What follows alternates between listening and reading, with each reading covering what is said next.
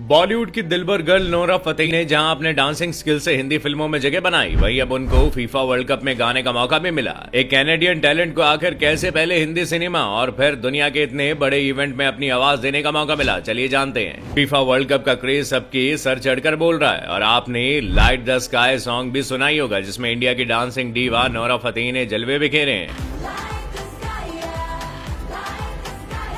Qatar में हो रहे इस ग्रैंड इवेंट में नोरा फतेही ने इंडिया को रिप्रेजेंट किया। जब फीफा का थीम सॉन्ग रिलीज हुआ तो उसमें नोरा को देखना सबके लिए एक प्राउड मोमेंट था। नोरा को यह मौका इसलिए मिल पाया क्योंकि उन्होंने इंडियन एंटरटेनमेंट इंडस्ट्री में खुद की मेहनत से अपनी एक पहचान बनाई है। नोरा का नाम आते ही सबके दिमाग में बेली डांस के परफेक्ट मूव्स घूमने लगते हैं। नोरा ने बॉलीवुड फिल्मों के आइटम नंबर्स का चेहरा बदल कर रख दिया, ये बात तो जग जाहिर है। और आज उनके लिए दीवानगी इस हद तक है कि हर अगली फिल्म में उनका एक गाना नहीं तो कैमियो जरूर होता है।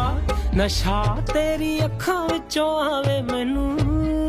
असल में इस कैनेडियन ब्यूटी को पहचान मिली दिलबर सॉन्ग से, जिसके बाद इन्हें कई एल्बम्स और गानों में मौका मिला। इतना ही नहीं, नोरा का चार्म इतना ज्यादा है कि अब वो कई डांस रियलिटी शो को होस्ट भी करती हैं, जिसमें उनके नाम कई कंट्रोवर्सी भी जुड़ी, लेकिन वो बेबाक होकर आगे बढ़ती रही। और बात कंट्रोवर्सी की करें तो नोरा का नाम इसलिए ऐसे मामलों में जोड़ दिया जाता है क्योंकि एक तो वो कनाडा की है और इन्हें कम टाइम में वो सक्सेस मिल गई जो बड़े बड़े स्टार किड्स को नहीं मिल पाई। उनकी पर्सनल लाइफ से लेकर प्रोफेशनल लाइफ में ऐसे कई भूचाल आए, यहाँ तक कि उनका नाम सुकेश चंद्रशेखर के साथ मनी लॉन्ड्रिंग केस में भी आया। रिपोर्ट्स कहती हैं कि सुकेश, जिसने पहले जैकलीन के साथ रिश्ते रखे, उसने नोरा पर भी डोरे डाले थे। उसने नोरा को करोड़ों के गिफ्ट भेजे। चक्कर में नोरा करीब 200 करोड़ के मनी लॉन्ड्रिंग के मामले में फंसी हुई है। वैसे आपको जानकर हैरानी होगी कि जहां आज इनकी खूबसूरती के लोग कायल है, वही एक टाइम ऐसा भी था जब इन्हें इंडस्ट्री में आने के लिए कई पापड़ बेलने पड़े, जो कि कई लोग बोलते भी हैं। कई हसीनाओं की तरह इन्हें भी कास्टिंग काउच का शिकार होना पड़ा। उन्होंने खुद ऐसा कहा कि कास्टिंग डायरेक्टर ने घर बुलाकर उनकी काफी बेइज्जती की थी। उनसे कहा गया कि तुम्हारे फिगर में कोई बात नहीं है, तुम्हारे जैसे हजारों रोज आते जाते रहते हैं। इस बात को सुनकर इनका रो रो के बुरा हाल हो गया था। नोरा ने कनाडा वापस जाने का मन बना लिया था। शायद अब वो डायरेक्टर नोरा को देखकर खुद का सिर पटक रहा होगा।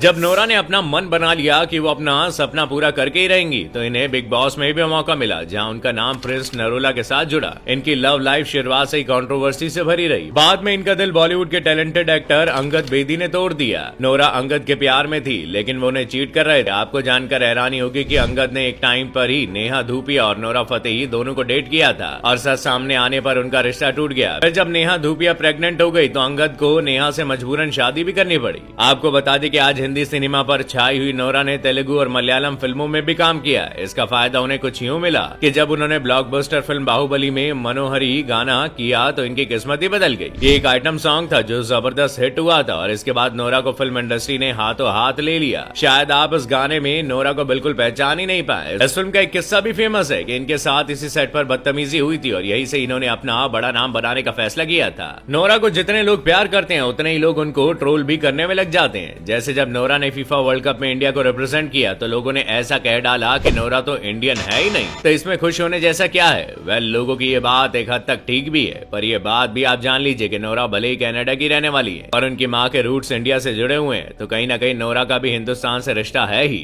इस बात में कोई दो राय नहीं है कि नोरा ने टाइम के साथ खुद को इतने आगे बढ़ाया कि किसी गाने के हिट होने के लिए आज बस उनका नाम ही काफी है। नोरा कई फिल्मों के लिए लकी साबित हुई और कई सिंगर्स के लिए भी। उनकी जोड़ी को सबसे ज्यादा गुरु रंधावा के साथ पसंद किया गया। उन्होंने डांस मेरी रानी गाने के साथ नए रिकॉर्ड ब्रेक किए। आज कहा यह भी जाता है कि फिल्म भले ही हिट ना हो, लेकिन नोरा का गाना अच्छा खासा हिट हो जाता है। और बात करें नोरा के एजुकेशन क्वालिफिकेशन की, तो इन्होंने West View Centennial Secondary School से अपनी पढ़ाई की और फिर टोरंटो की यॉर्क यूनिवर्सिटी में एडमिशन ले लिया। कॉलेज के बाद इन्होंने मॉडलिंग करियर में कदम रखा, जिसके एक असाइनमेंट के लिए ये इंडिया आई और यही इनकी लाइफ का टर्निंग पॉइंट भी था। जब इन्हें दिलबर सॉन्ग में देखा गया तो पूरा बॉलीवुड हिल गया और इन्होंने एक नया ट्रेंड सेट कर दिया। नोरा फतेही ने सिर्फ आइटम सॉन्ग ही नहीं किए, इन्होंने मूवीज में अपनी एक्टिंग का जलवा भी बिखेरा है। इन्हें street dancer, 3D, Bhuj, the pride of India जैसी फिल्मों में भी देखा गया, जिसमें उनकी एक्टिंग को खूब पसंद भी किया गया। वही बात नोरा की फीस की करें तो एक आइटम सॉन्ग का ये कम से कम 60 लाख रुपए चार्ज करते हैं। अभी हाल ही में आई फिल्म थैंक गॉड में नोरा का गाना